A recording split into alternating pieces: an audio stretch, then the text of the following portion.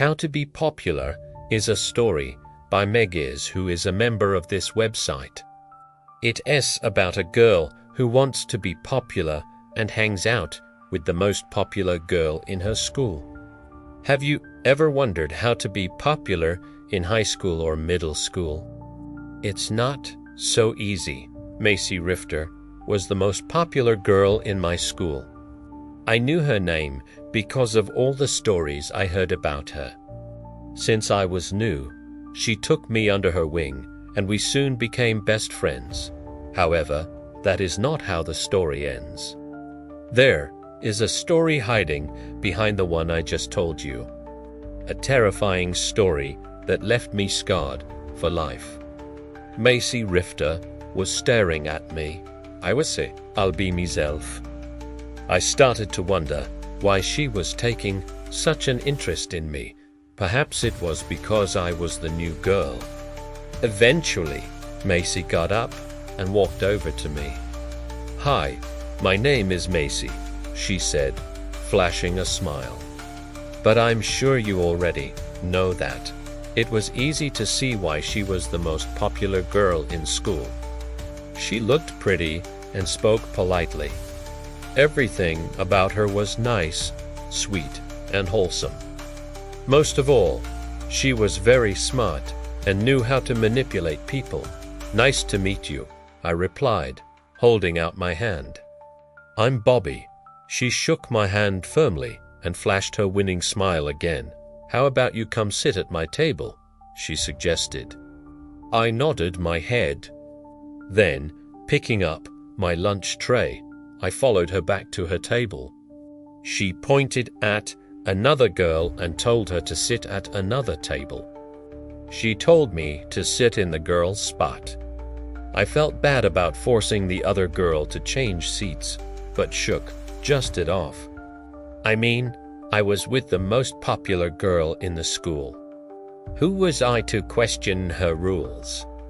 After lunch, I realized I was in all the same classes as Macy. In a polite tone, she ordered me to sit beside her in every class.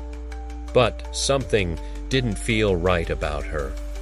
I shook off the strange feeling and did whatever she told me to do.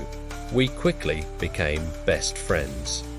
Through her, I made other friends, and as time went by, those friends became very popular. Even more popular than Macy. Eventually, Macy became unpopular. She was sad and depressed, and I tried to cheer her up, but it was no use. I began to hang out with my other friends, partly because I wanted to distance myself from Macy, but also because Macy had shut me out. Apparently, she thought being popular was the most important thing in the world. To her, it was everything. One night, I held a huge party. Everyone was invited, as long as they were a junior.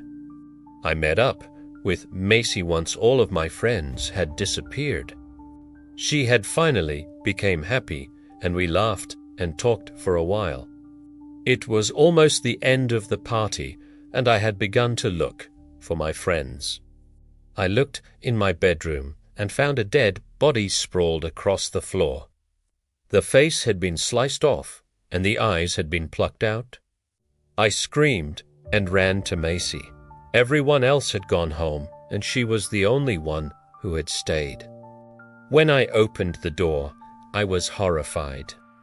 Everyone was dead, and their mutilated corpses lay in a huge pool of blood.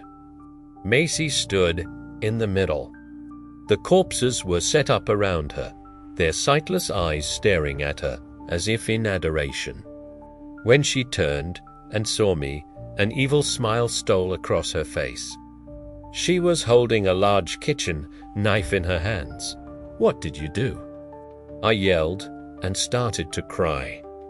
"I killed all your friends," she replied simply.